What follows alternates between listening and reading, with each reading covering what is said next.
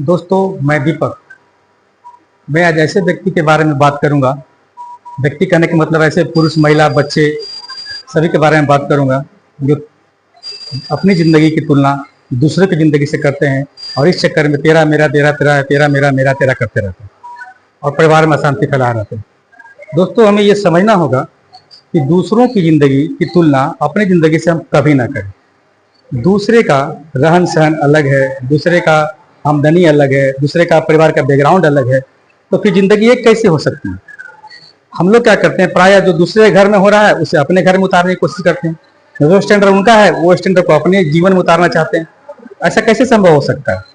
नहीं हो सकता ना, क्योंकि उनकी आमदनी अलग है, उनके रहने का स्टैंडर्ड अलग है, उनकी सोसाइटी अलग है, उनका फैमिली ग्राउंड अलग है। तो फिर हम उनका नकल अपने जीवन में लाकर क्या करेंगे? अगर हमारी आमदनी कम है, हमारा सोसाइटी में उनके सोसाइटी में काफ़ी अंतर है, हमारे स्टैंडर्ड में काफ़ी अंतर है, तो फिर उनका नकल करके हमें क्या हासिल होगा? सिर्फ घर में कलह होगी और तो कुछ होगा नहीं।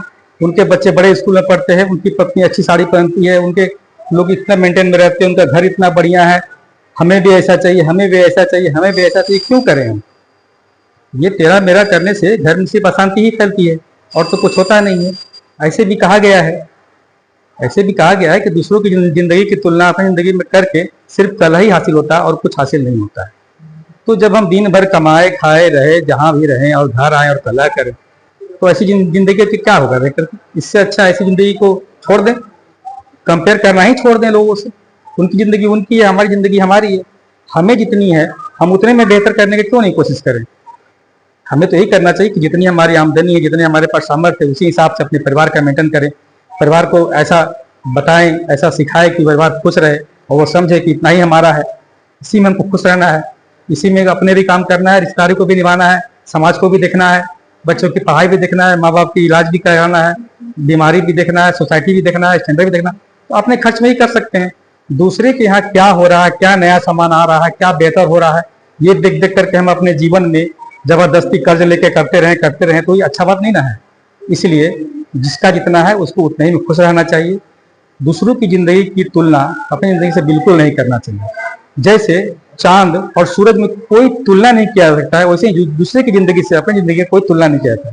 जब जिसका वक्त आता है तब वो चमकता है। सूरज का जब वक्त आएगा तभी चमकेगा, चंद्रमा का जब वक्त आएगा तभी चमकेगा वो, और तभी तक चमकेगा जब तक उसका वक्त रहता है। इसी तरह दुनिया में समय का एक चक्र है। कल आपका भी समय आएगा, आज आपका समय अगर नहीं है तो कल आप उससे बेहतर हो जाइएगा, तो बहुत बेहतर है, हो सके उससे कुछ परेशानियां भी हो जाए। इसलिए हमें इस तरह से तुलना नहीं करना चाहिए। तो एक कहा गया है कि जीवन को अगर समुंदर मानते हैं तो अगर समुंदर में उतर ही गए हैं तो किनारा तो मिल ही जाएगा, और वक्त का क्या है, आज तुम्हारा है तो कल हमारा आ ही जाएगा, है ना। इस विचार को अपने जीवन में अपनाइए। वीडियो को लाइक कीजिए, शेयर कीजिए, ताकि बहुत लोग हर घर में इस बीमारी का शिकार हैं। उसका ऐसा है, उसका ऐसा है, मेरा क्यों नहीं है।